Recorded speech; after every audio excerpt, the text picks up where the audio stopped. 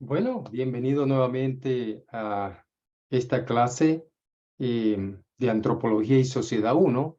En este caso vamos avanzando y estamos entrando ya a la clase número 3 de este curso. Y en esta clase vamos a tener algunas cosas interesantes. Me gustaría compartirte algunos términos que se utilizan, ¿verdad? Y que nos ayudan a esclarecer un poco más el marco de lo que hemos venido estudiando, ¿no? Me gustaría compartirte estos términos que obviamente están en la bibliografía que te di al principio del curso. Así que vamos a compartirte uno de los, vamos acá a compartirte la parte que tenemos con la clase número 3. Aquí lo tenemos. Vamos a compartirte este PowerPoint y aquí vamos a tener una serie de conceptos. Te adelanto de que estos conceptos, algunos son un poquito extensos, ¿verdad? Pero la finalidad o lo que persigo al presentarte estos conceptos es que puedas tener una idea, realmente una idea general de cada uno de ellos. Así que vamos a comenzar con los conceptos, los términos. Algunos son psicológicos, estos términos que tienen que ver con lo que es el corazón, con la mente, cuando se trata acerca de lo que es conocimiento. Con la mente también en algunas ocasiones este término es utilizado como parte de una reflexión profunda que la persona hace en determinado momento. También vamos a ver un poco lo que es el afecto, es decir, la traducción en todo caso tendría que ver con el amor entrañable, y de otras manifestaciones o usos que se han dado también de lo que es la palabra afecto, ¿no? También tenemos el alma, tenemos el espíritu, tenemos lo que es la voluntad y tenemos al final vamos a ver algo que tiene que ver con la distinción entre el hombre y la bestia. Esto se conecta un poco con lo que ya habíamos visto en la clase pasada, de que el hombre tiene dos naturalezas, pero si el hombre se dedica solo a la naturaleza carnal, a la material, pues estaría viviendo una vida muy parecida o casi la misma vida de lo que es la bestia, de lo que es el mundo animal, ¿no? Y un segundo punto que podemos ver es el caso de la dicotomía o tricotomía, que vamos a ver algunos pasajes bíblicos donde más o menos se nos enfoca un poco estos conceptos, como es Hebreos capítulo 4, versículo 12, y Primera de Tesalonicenses 5, 23 y Primera de Corintios 15, 44. Yo creo que tú has leído estos pasajes, me imagino, en otras ocasiones, pero hay algunas cosas que a veces uno tiende como a asumir como una verdad, pero vamos a ver en estos pasajes algunas referencias o vamos a hacer un análisis que nos permita ver un poquito más de lo que regularmente nosotros reconocemos cuando estudiamos estos pasajes, ¿no? Entonces esperamos que esta lección sea de mucho, eh, no solo de conocimiento, pero que sea de mucha reflexión en tu vida, porque es algo que tiene que ver mucho con lo que representa en sí el hombre, ¿verdad? Entonces, comencemos con la primera, el corazón. Y hemos escuchado o siempre escuchamos la palabra corazón, ¿no? Y la palabra corazón, ahí tienen ustedes la tradición, perdón, la traducción, tanto en hebreo como en griego, ¿verdad? Y la que más escuchamos es cardia, y la escuchamos mucho, tenemos mucha referencia de esto, sobre todo en la parte médica, porque hablamos del cardio, ¿verdad? Y también algunos que hacen ejercicios, dice, vamos a hacer ejercicio de cardio o un cardio, ¿no? Y yo creo que en parte es así porque básicamente con esto de los ejercicios entendemos algunas realidades, ¿verdad? Que tienen mucha relación con estos términos. Entonces, empecemos con la parte, vamos a ver aquí, empecemos con la parte de las palabras en los idiomas, ¿verdad? En el idioma bíblico, dice, al contrario, indica más bien al hombre en su función de elección y determinación y también en su naturaleza cognoscitiva, ¿no? Entonces, estas cosas son importantes entender porque a veces entendemos esto como la parte, como el corazón en sí, como la parte material, es decir, el corazón como órgano, ¿verdad? Pero en muchas ocasiones en la Biblia, en la Escritura, se utiliza esta parte como para, en cierta manera, enfocarnos sobre lo que es el corazón, pero desde el punto de vista de elección, de determinación, de hacer ciertas, por decirlo así, de ciertas decisiones que puede hacer en cuanto a esto. Entonces, es interesante mirarlo desde este punto de vista. También tenemos la palabra mente, que es muy conocida, y la palabra mente nos trae a veces la idea de conocimiento, ¿no? Entonces, en el Antiguo Testamento, por ejemplo, la palabra mente casi se traduce como lo mismo de la palabra corazón o alma o espíritu. Y vemos algunas distinciones de ella, ¿verdad? Aunque vienen muchas de estas de casi de la misma raíz que designa el ser no material del hombre, la parte interna del hombre como pensador, ¿verdad? Cognoscitivo, es la idea básica aquí. Y también tenemos dice acá en Lucas capítulo 24, versículo 45, que es un texto conocido, dice, entonces les abrió el entendimiento para que comprendiesen las escrituras, perdón. Esto tiene que ver mucho con esta parte, que la palabra dianoia, una forma intensiva que viene de la misma raíz. También puedes ver en Lucas capítulo 10, versículo 27, la palabra ennoia, también de la misma raíz, y lo puedes ver en 1 de Pedro 4:1. Todas indican la parte que interior, es decir, la actitud mental de la persona. Pero seguimos con los términos, ¿verdad? Porque son algunos que vamos a estar viendo. Tenemos la parte de la mente, que es la reflexión profunda. Ahora, la palabra aquí, mente, la palabra que viene es fronema y la palabra similar a ella es frónesis, que vienen de la raíz fren, que literalmente quiere decir el diafragma.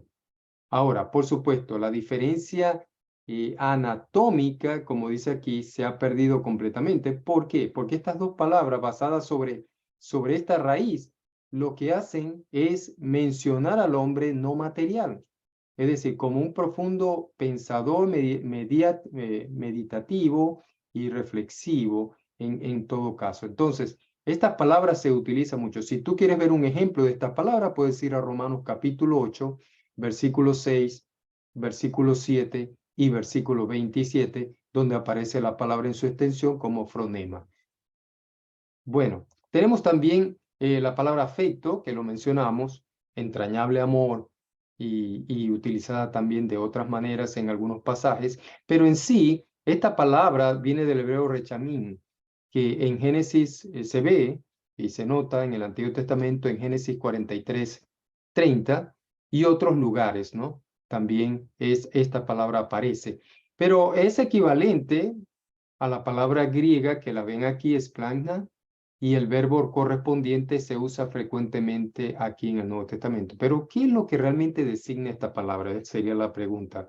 Igualmente, designa al ser no material, a la parte afectuosa, sentimental de la persona, especialmente en afecto y amor para con otros.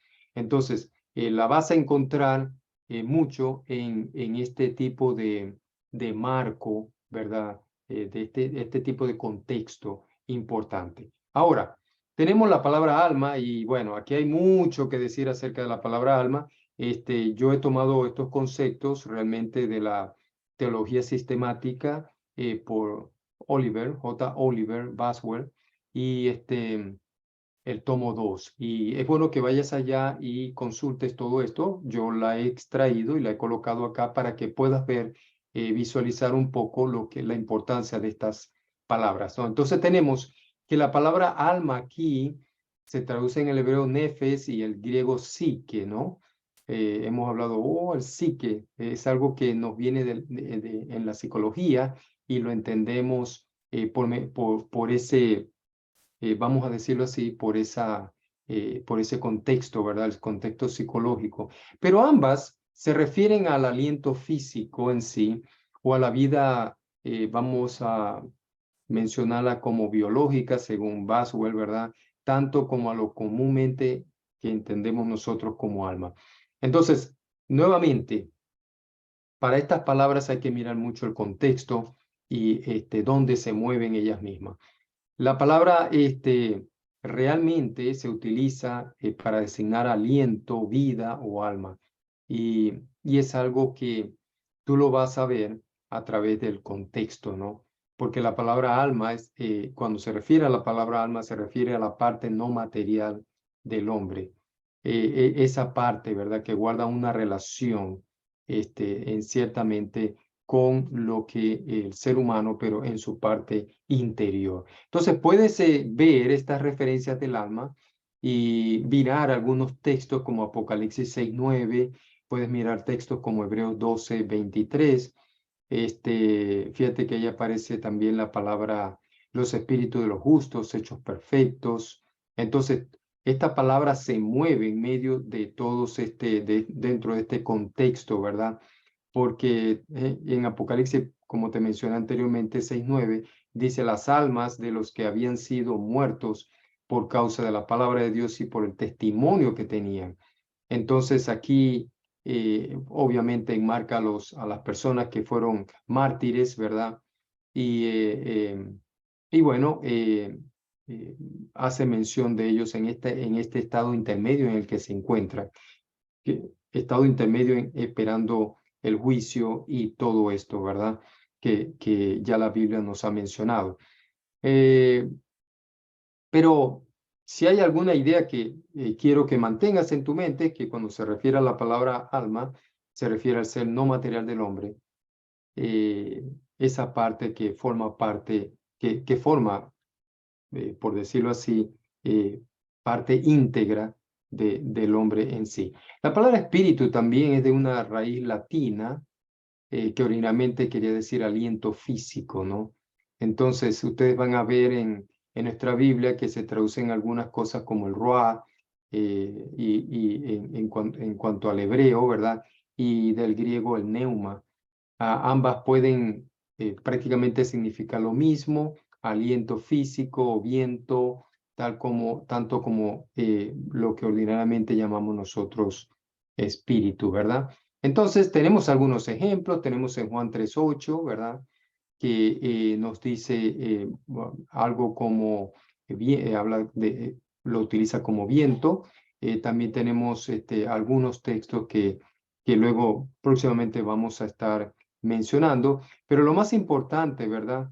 Es esta parte del espíritu, en lo cual pues tiene que ver mucho con esto del aliento físico, viento, etcétera, etcétera, ¿no? Ahora, la palabra voluntad también es una palabra muy interesante porque se traduce del hebreo ratson y de dos grupos de palabras griegas, como lo menciona aquí, ¿verdad? Como lo estoy mencionando. Estas palabras nos ilustran muchas cosas. Por ejemplo, en Deuteronomio 8:4 dice, y hacía conforme a su voluntad. O sea, conforme a su voluntad, entonces utiliza la palabra ratson y se engrandecía. José de Arimatea, si nos recordamos de él, de José de Arimatea, en el Nuevo Testamento, en Lucas 23:51, dice, no había consentido en el acuerdo, ¿verdad? Es decir, la voluntad, ni en los hechos de ellos. Entonces, ahí tiene que ver la parte importante, ¿verdad? Utiliza la palabra, no había consentido en el acuerdo, es decir, la voluntad, no había tenido la voluntad, pues, la misma de ellos en cierta manera. Y la palabra voluntad en general, nuevamente, se refiere a la parte no material en sus aspectos, en actividades, en ejerciendo el esfuerzo y haciendo también muchas veces relacionado con lo que es decisiones, ¿no? Con lo que son decisiones. Volviendo otra vez, te dije que iba a regresar otra vez a la palabra corazón. Aquí tenemos un pequeño análisis de la palabra corazón y para ello he utilizado la concordancia de Strong, donde aparecen nos dan algunas pistas, ¿verdad? Un poco más sobre esta palabra corazón. Y la verdad que la palabra corazón, nuevamente, seguimos hablando de la parte no material, hablamos de un hombre con emociones, ¿verdad? Que experimenta lástima, simpatía y cosas así, ¿verdad? Entonces, en los idiomas bíblicos tú vas a ver mucho esta palabra que indican más bien el hombre en su función de elección y determinación, y también en su naturaleza cognoscitiva, es decir, en su pensamiento y en sus decisiones y todo esto, ¿verdad? Entonces, si buscas, por ejemplo, en la palabra, en la concordancia de Strong, vas a ver que la palabra aparece como definición corazón, el corazón, los sentimientos, la voluntad, el intelecto, el centro. Y es que en realidad el corazón, en muchas ocasiones, se refiere al centro de todo, ¿no? Donde se generan los pensamientos y todas estas cosas, ¿verdad?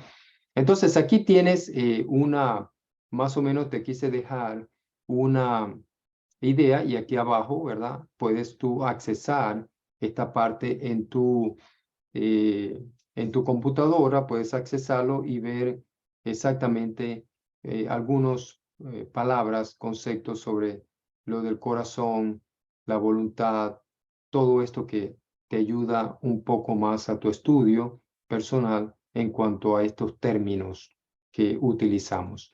Seguimos con la idea del corazón. Y para concluir un poco en este punto, ya visto este análisis anterior que te mostré de la concordancia de Strong, podemos ver que primeramente se emplea para designar la parte central de las cosas, ¿no? Por ejemplo, como en Deuteronomio, tú puedes ver en Deuteronomio 4:11, puedes ver, pues me habías echado a lo profundo en el corazón de los mares y la corriente me envolvió. Todas tus encrespadas olas y tus ondas pasaron sobre mí. Entonces, fíjate, pues me habías echado a lo profundo, en el corazón. Mira, el centro. Está hablando ahí, la está utilizando como la palabra centro. Pero también se utiliza como órgano en sí, como tal, ¿verdad? En algunas partes vemos cuando, por ejemplo, se le pasó en 1 Samuel 25:37, se le pasó el vino a Nabal y su mujer le contó estas cosas y su corazón se quedó como muerto. Está hablando del corazón físico, del órgano en sí. Dentro de él se puso como una piedra. Claro, cuando la persona se muere, el corazón deja de bombear, pues obviamente la persona se pone dura porque ya no hay más circulación, etcétera, etcétera. No soy un erudito en en estos temas de médicos, pero sí entiendo de que cuando ya deja de circular, pues obviamente la persona se queda rígida, ¿no? También tienes el ejemplo en 2 de Samuel 18:14 y 2 de Reyes 9:24, donde ves el significado un poco más amplio al sugerir los órganos internos en general. Interesante eso. Bueno, tú puedes continuar tu estudio personal con estos textos y bueno, y vas a estar identificando estas palabras con sus respectivos significados. También otra cosa importante que el corazón visto desde la perspectiva hebrea, yo creo que ellos utilizaban, y es lo que más me interesa de ver acá en esta parte, es que más o menos hacer el énfasis del carácter, la voluntad, la mente, que son términos modernos que reflejan todos algo del significado del término corazón en la Biblia. Por ejemplo, tal vez no había mucho de lo que hay hoy en día, de los avances y de todo lo que se ha podido estudiar acerca del hombre en su interior, en su parte interna, y ahora se utilizan términos un poco más definidos que en ese tiempo atrás, ¿no? Pero obviamente todas estas cosas, todos estos términos aplican a la misma palabra, aun cuando el enfoque en esos tiempos, ¿verdad? Había sido físico, pero como intelectual y psicológico. En hebreo, en el mundo hebreo. Entonces, el corazón para ellos era el que, por decirlo así, obraba en todo momento. El corazón es lo que, por decirlo así, gobernaba todo, era el centro de todo. Y es lo que, como dice Proverbios 4:23, con toda diligencia guarda tu corazón, porque si guardas tu corazón puedes controlar entonces todas las demás acciones. Y él lo dice en la parte B, cuando dice, porque de él brotan los manantiales de la vida. Es decir, ahí es donde tienes la vida, las decisiones y todas las cosas que puedes hacer vienen de allí, de ese centro que que en hebreo llaman corazón. Y bueno, aquí tienes algunas otras que puedes estudiar. Yo lo voy a dejar en tus notas para el estudiante, los diferentes sentidos en los cuales se utilizan las palabras hebreas, le va de acuerdo a la clasificación de Willard Robinson. Y aquí tienes toda, no voy a ahondar mucho en eso, solamente lo voy a dejar como objeto de estudio para ti, cuando se utiliza como sentido físico o figurado, etcétera, cuando se utiliza la personalidad, los estados emocionales conscientes, las actitudes intelectuales y todo esto, ¿verdad? Solo son el reflejo de un marco de términos que se utilizan, ¿verdad? En este sentido. Importante eso. Ahora, el corazón, finalmente en el Nuevo Testamento, ya habíamos visto en el Antiguo Testamento como lo utilizan mucho como el centro de todo. En el Nuevo Testamento, de acuerdo a Wright Smith, él dice que significa que el corazón se acerca más que otros al significado de persona. Es decir, es lo que más puede definir lo que una persona realmente es. Y bueno, él dice que aunque no se pierde esta referencia física de la palabra corazón, porque es de carne, como dice en 2 Corintios 3:3, es el asiento de la voluntad, donde se encuentra la voluntad, los deseos, las decisiones, etcétera, etcétera, como dice en Marcos capítulo 3, versículo 5. Habla también del intelecto en Marcos 2, capítulo 2, versículos 6 al 8, y del sentimiento en Lucas capítulo 24, versículos 32. Entonces el corazón, y es interesante ver que para ellos siguen el Nuevo Testamento con la misma idea de que el cerebro no es realmente el centro del estado consciente, sino que miran el corazón como el término que realmente ocupa ese lugar del centro de todas las cosas en el ser humano. Yo creo que también, y en cierta manera, por eso les mencioné aquí esta parte que dice, posiblemente la palabra mente sea el término moderno que se aproxima más al uso bíblico de corazón. Sí, porque si el corazón para ellos era el centro donde se generaban todos los pensamientos y todas las cosas, hoy en día entendemos como la mente es la donde se generan todas estas cosas. Entonces, el término moderno que utilizamos hoy es ese. Y ustedes pueden buscar esto como referencia en Eclesiastés 1:17 y Proverbios 16:23. Entonces, aunque cuando concluimos que aunque el corazón es un término más amplio, ¿verdad? La Biblia no distingue los procesos racionales o mentales tal y cual como lo hace la filosofía griega, pero te da a entender solamente estos aspectos que son de gran ayuda en el sentido de cuando estamos estudiando un texto. Bueno, quiero ahora establecer una discusión en clase. Me gustan mucho las discusiones y me gustaría que tú mires esta división que hay, ¿no? El Antiguo Testamento y el Nuevo Testamento. Compara por un momento Deuteronomio 6:5, Levítico 19:18, ¿verdad? Y cuando vayas a comparar esto con Marcos 12:30 al 33, hazte la siguiente pregunta. ¿Pasa esto en el hombre? ¿Cómo es esto de amar en su totalidad o con su totalidad, con la totalidad del hombre, ¿no? ¿Por qué? Te lo digo porque cuando leemos Deuteronomio 6:5 nos damos cuenta que dice el versículo 5, amar al Señor tu Dios con todo tu corazón y con toda tu alma y con todas tus fuerzas. Entonces, tenemos aquí, esto según la Nueva Versión Internacional, también tenemos en Levítico 19:18 que dice, no seas vengativo con tu prójimo, ni le guardes rencor, ama a tu prójimo como a ti mismo. Y dice, más abajo dice, yo soy el Señor. Bueno, tenemos eso por un lado, pero también tenemos Marcos 12:30 y 33. En la Nueva Versión Internacional dice, ama al Señor tu Dios con todo tu corazón, con toda tu alma y con toda tu mente y con todas tus fuerzas. Y el segundo texto es Marcos capítulo 12, versículo 33. En la Nueva Versión Internacional dice, amarlo con todo el corazón, con todo el entendimiento y con toda la fuerza, y amar al prójimo como a uno mismo es más importante que todos los holocaustos y sacrificios. Entonces, quiero que detengas un momentito el video y comiences a hacer un análisis, ¿verdad? Con esto en mente. ¿Pasa esto en el hombre? ¿Puede el hombre hacer esto? ¿Cuál? ¿Hacer qué? Amar en su totalidad. Quiero que te tomes unos minutos y hagas un análisis personal, muy personal, acerca de estos, básicamente estos tres textos. Unos dos del Antiguo Testamento y este del Nuevo Testamento, como es el de Marcos capítulo 12, versos 30 al 33. Tómate unos minutos y haz este ejercicio.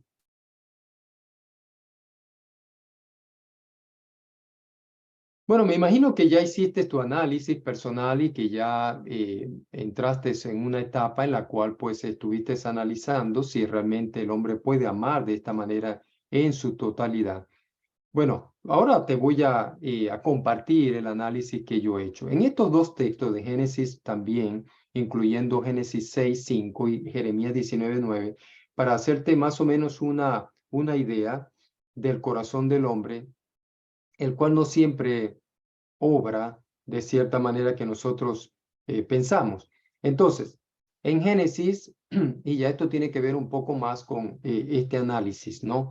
De, de, lo, de lo del corazón que estamos hablando, ¿no? Entonces dice, al Señor, perdón, al Señor,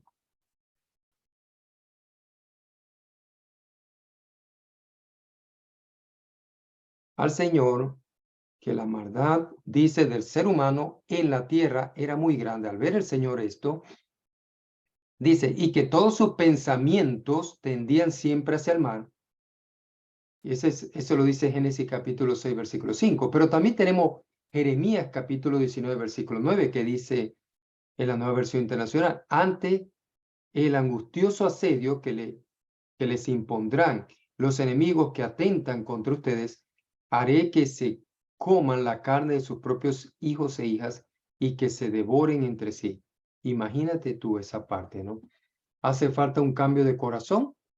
¿Sería esa la solución? Claro, en el Antiguo Testamento vemos que la maldad de los hombres y todas estas cosas, ¿verdad? Era siempre, estaba en crecimiento. Siempre había este tipo de, por decirlo así, este tipo de tendencia, ¿no? De tendencia que estaba en los hombres en el Antiguo Testamento. Era el continuo pecar, dice la Escritura a veces, que su tendencia era el continuo pecar y esto iba en ascenso, es decir, en crecimiento. Ahora, hacía falta una solución a esto, pero una solución ¿de qué tipo? Una solución del corazón. Por eso tenemos el texto en Jeremías 24:7 y Ezequiel 11:19 que dice lo siguiente, Jeremías 24:7. Les daré un corazón que me conozca porque yo soy el Señor. Ellos serán mi pueblo y yo seré su Dios, porque volverán a mí de todo corazón. ¿Sí? Nuevamente utilizamos la palabra corazón. Desde el principio hasta el fin del texto habla de ello. Ahora, en Ezequiel 11:19 dice, yo les daré un corazón íntegro y pondré en ellos un espíritu renovado, les arrancaré el corazón de piedra que ahora tienen y pondré en ellos un corazón de carne. Entonces, estamos viendo que hay la decisión, hay por decirlo así, hay el plan hecho ya para que Dios cambie este corazón del hombre. Porque ¿dónde está el problema? El problema está en el corazón. Ya lo vimos en Génesis 6:5, Jeremías 19:9. Y tú dirás, bueno, ¿y qué tiene que ver esto con lo que estábamos hablando anteriormente sobre amar a Dios con todo el corazón?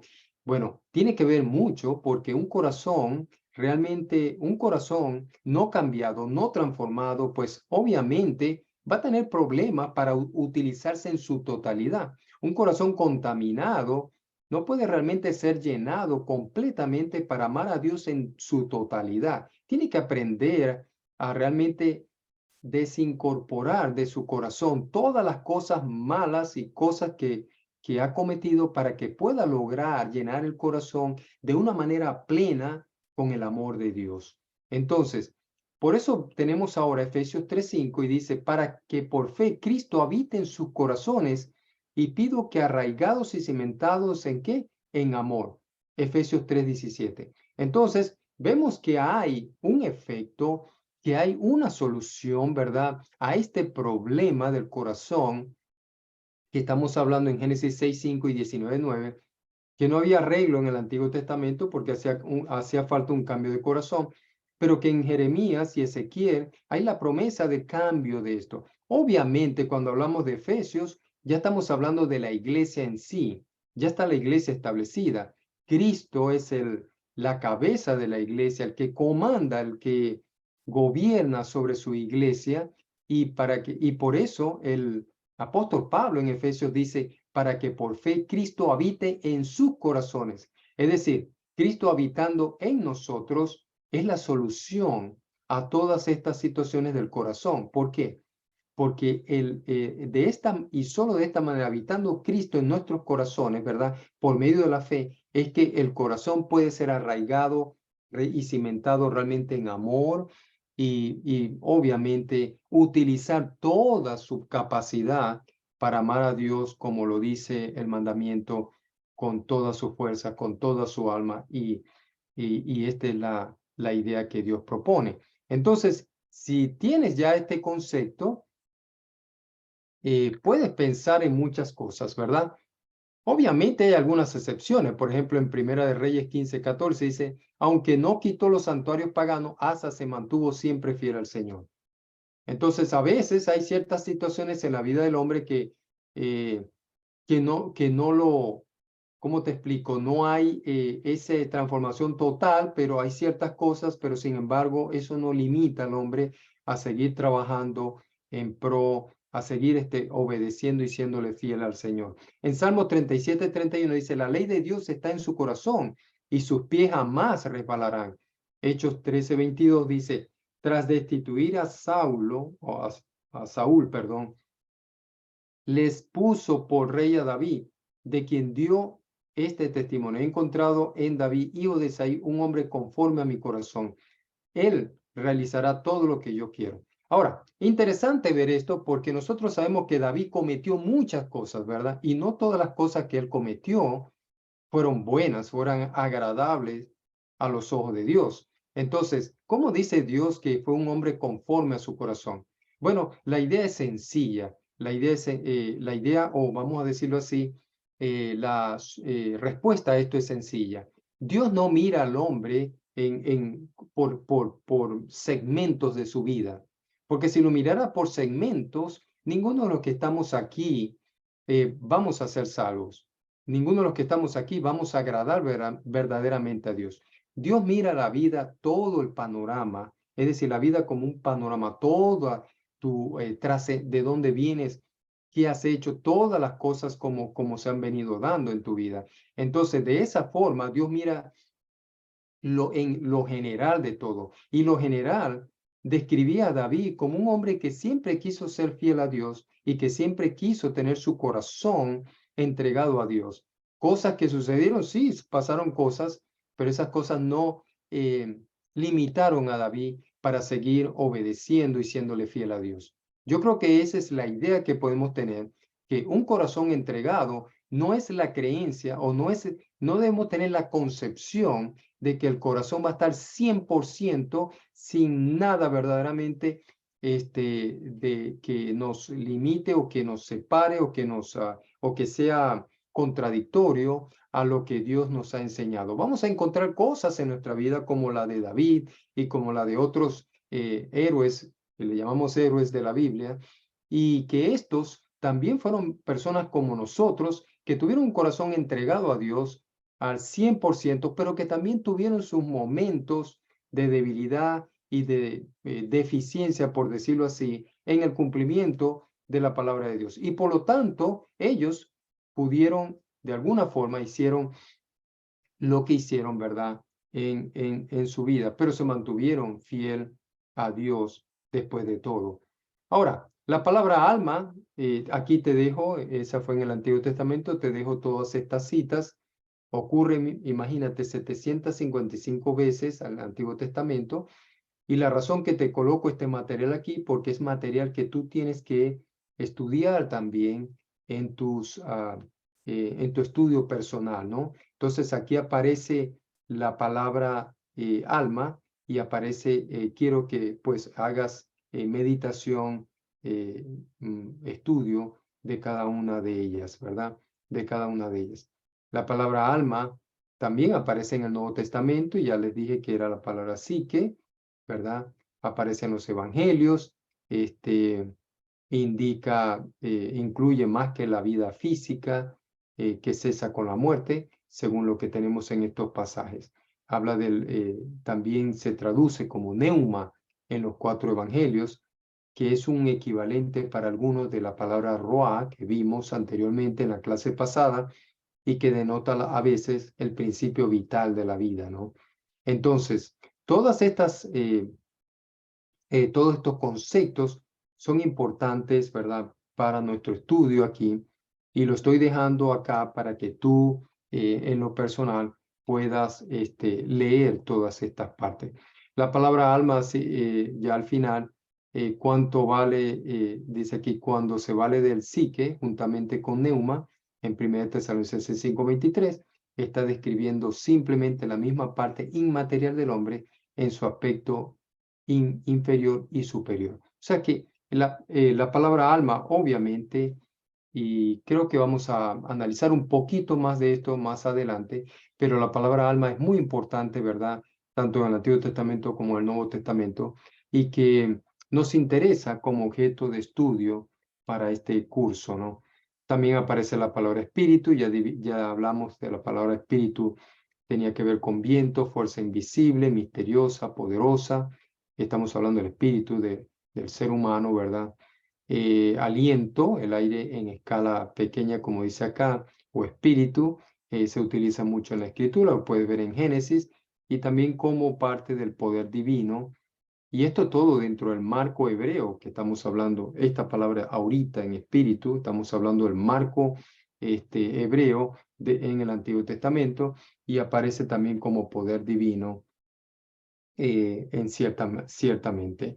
Ahora, tenemos también que es importante, como puse acá, destacar que se debe trabajar con estas palabras como un conjunto de significados que a veces son diferentes, pero lo que quiero decirte es que no hay una sola definición de ello. Entonces necesitas tener todos estos textos para que puedas ir acumulando todo el conocimiento general sobre esta sola palabra.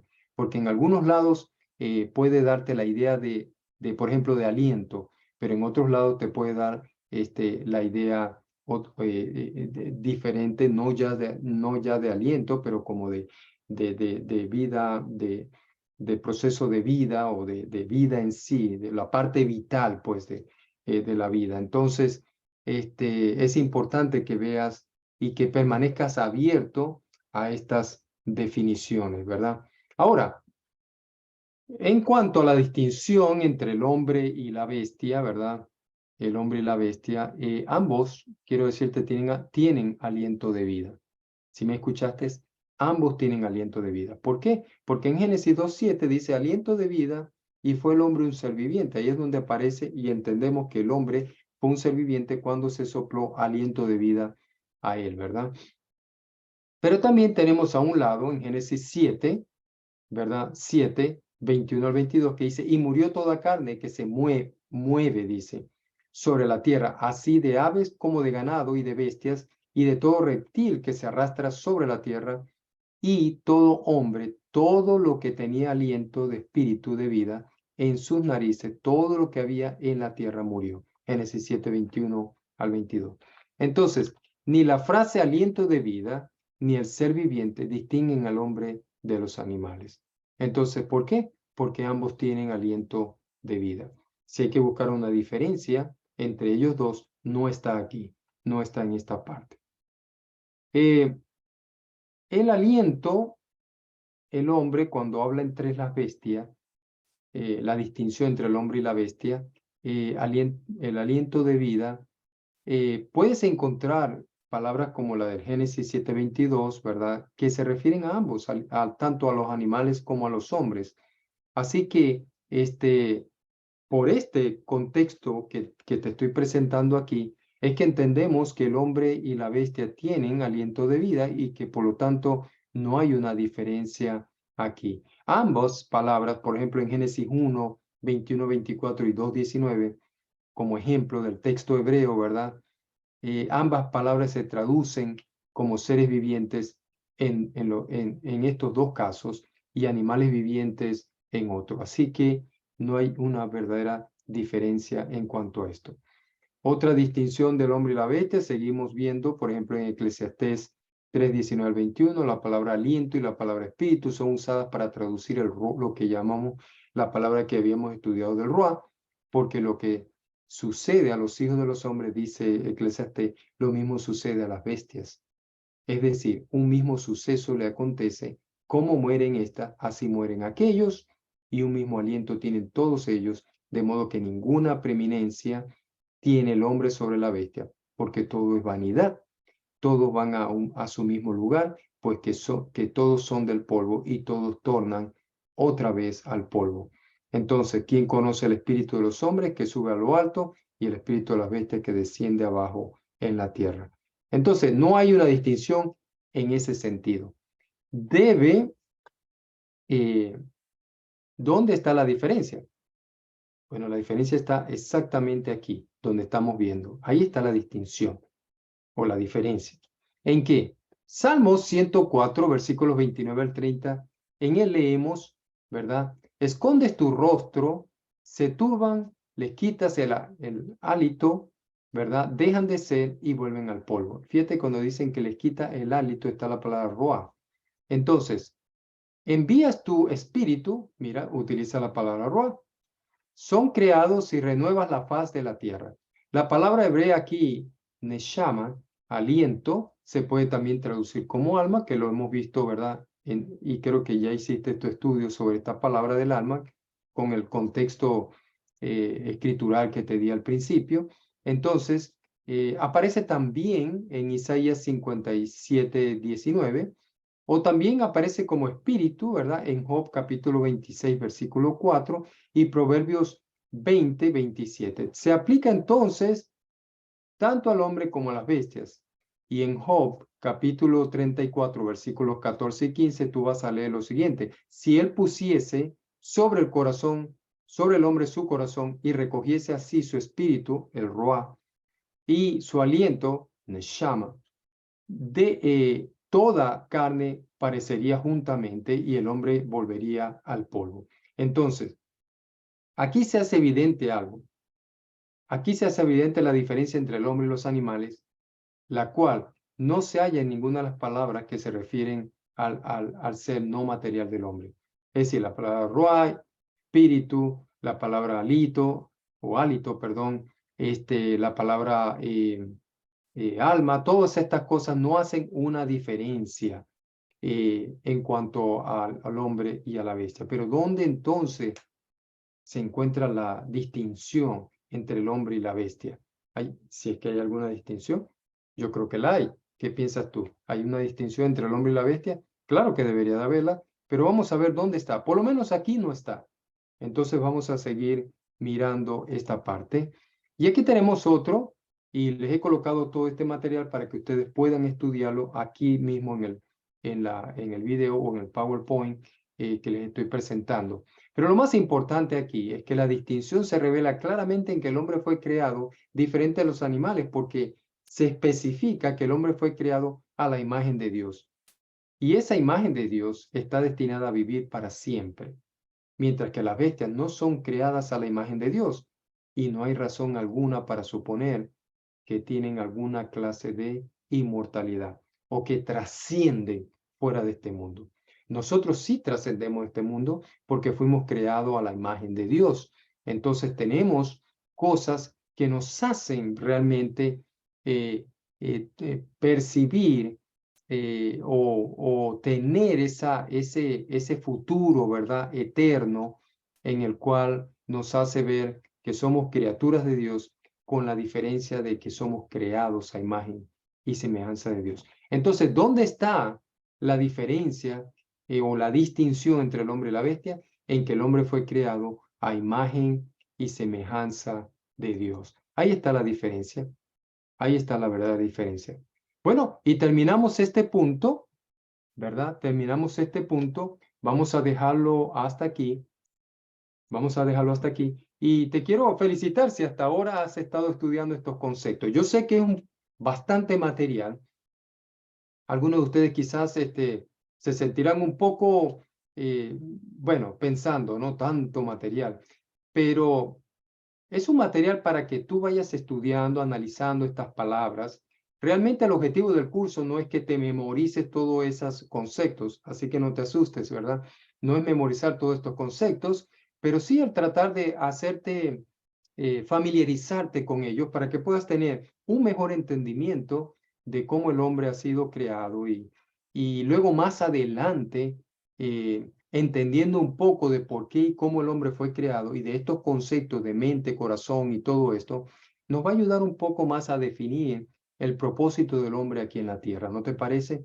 Si entendemos mucho esto del alma, del cuerpo, del espíritu, de la mente, del corazón y todo esto, podemos entender un poco más de cuál es el propósito del hombre. Y no solamente eso, sino que ver que el hombre está a un nivel mayor o más elevado que las otras criaturas creadas por Dios aquí en la tierra. Entonces, esos son conceptos importantes para asegurarnos a nosotros de que tenemos no vamos a quedar en el polvo como las criaturas vivientes, las otras criaturas vivientes, no vamos a quedar en el polvo, porque hay algo que trasciende de este mundo. Y eso es lo que estamos estudiando y eso es lo que estás analizando a través de estas palabras de espíritu, alma, cuerpo, aliento, todo esto que te ayuda un poco a tener este entendimiento. Pero en la próxima clase vamos a seguir un poco con esto, pero hacer unas aplicaciones más sobre esto. Espero que continúes en este curso y que en la próxima clase nos volvamos a ver con otro maravilloso análisis sobre este estudio que estamos teniendo de Antropología y Sociedad 1.